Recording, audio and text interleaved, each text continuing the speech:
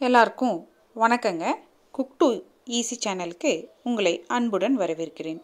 இந்த வீடியோ பதிவு தக்காளி செடியை பற்றியதுங்க. இந்த தக்காளி செடி எந்த விதமான ரசாயன பொருட்களும் நாங்கள் பயன்படுத்தாமல் வீட்டிலேயே இயற்கையான முறையில் நாங்கள் விளைவிச்சதுங்க. இது சரியான மண் கலவையில் நாங்கள் தக்காளியை நாற்று விட்டு அந்த செடியை நட்டோம். அது மட்டும் இல்லாமல் வீட்டில் நம்ம பயன்படுத்துகிற வீட்டு அடுப்பறையில் இருக்கக்கூடிய கழிவுகள், உதாரணத்துக்கு வெங்காயத்தோல், பூண்டு தோல், அது மாதிரியான கழிவுகளை இதுக்கு உரமாக போட்டோம். அது மட்டும் இல்லாமல் அரிசி கழுவுற தண்ணி, பருப்பு கழுவுற தண்ணி, இந்த மாதிரியான வீட்டில் நம்ம அன்றாடம் கிச்சனில் நம்ம வேஸ்ட்டுன்னு நம்ம நினைக்கக்கூடிய பொருட்கள் தான் இதுக்காக நாங்கள் உரமாக பயன்படுத்தினோம்.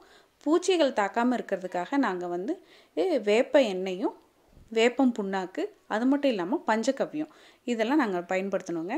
நல்ல முறையில் இந்த தக்காளி செடி வளர்ந்து எங்களுக்கு ஒரு நல்ல விதமான காய்ப்பு கொடுத்துருக்கு. இதுதான் எங்களுடைய தக்காளி செடியின் முதல் காய்ப்புங்க. தக்காளி செடியில் காய்கள் வர ஆரம்பித்ததுக்கப்புறம் அது வெயிட் தாங்காமல் அந்த தக்காளி செடி கீழே தரையவோ இல்லாட்டி மண்ணையோ தொடும் பொழுது நம்மளுடைய காய்கள் அழுகிறதுக்கான வாய்ப்புகள் நிறையா இருக்குது. அதனால் நாங்கள் என்ன பண்ணோம்னா, நாங்கள் வச்சுருக்க அந்த தக்காளி செடியை ஒட்டியே ஒரு குச்சியை நட்டு அந்த குச்சியில் இந்த தக்காளி செடியை தூக்கி அது வளர வளர கட்டிக்கிட்டே வந்தோம். அதனால என்ன ஆச்சுன்னா, இந்த தக்காளி கீழே தரையை தொடாமல் பாதுகாக்க முடிஞ்சுது. அதன் மூலமாக எங்களுக்கு வந்த பூ எல்லாமே காயாகி எங்களுக்கு காய் நிறைய காய்ச்சிருக்குங்க. இது மாதிரி 2 பக்கமும் நாங்கள் குச்சி வச்சு அந்த குச்சியிலேயே கட்டிட்டு வந்தோங்க. அந்த தக்காளி செடி வளர வளர இப்போ எங்களுக்கு ஒரு நல்ல அருமையான காய்ப்புத்தன்மை கொடுத்துருக்கு. இந்த தக்காளி செடி 70 நாள் ஆகுதுங்க. 70 நாள் ஆன இந்த தக்காளி செடியில் நல்ல காய் இருக்குது.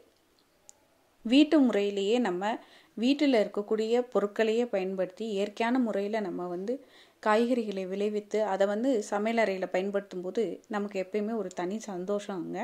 அந்த முறையில் எங்கள் வீட்டில் இந்த தக்காளி செடி நல்ல விதமாக காய்ப்பு தந்திருக்கு.